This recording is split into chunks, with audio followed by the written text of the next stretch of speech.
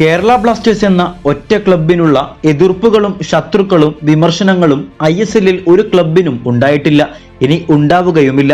പ്രത്യേകിച്ച് എന്തുകൊണ്ടാണ് ബ്ലാസ്റ്റേഴ്സ് എന്നൊരു ക്ലബിന് മാത്രം ഇത്രയും പ്രശ്നങ്ങൾ നേരിടേണ്ടി വരുന്നത് എന്ന് ചോദിക്കുമ്പോൾ പ്രധാനമായും ഭ്രാന്തമായ ശക്തമായ ആരാധക പിന്തുണ തന്നെയാണ്. കൂടാതെ മറ്റു ഫാക്ടേഴ്സുകളും അടങ്ങുമ്പോൾ തീർച്ചയായും അസൂയ തന്നെയാണ് ഈ ഒരു നെഗറ്റിവിറ്റിക്ക് കാരണം. എന്തായാലും ബ്ലാസ്റ്റേഴ്സിനെതിരെ സംസാരിക്കാൻ ഏത് അവസരം കിട്ടിയാലും മുതലാക്കുന്ന ഒരു വ്യക്തിയാണ് മുൻ ബംഗളൂരു FC താരമായ എറിക് പാർത്താലു. സീസണിന്റെ തുടക്കത്തിൽ ബ്ലാസ്റ്റേഴ്സ് സ്ക്വാഡിനെ വിലയിരുത്തി ബ്ലാസ്റ്റേഴ്സ് ഈ സീസണിൽ ദുർബലരാണെന്ന് പ്രവചിച്ച വ്യക്തിയാണ് എറിക് പാർത്താലു.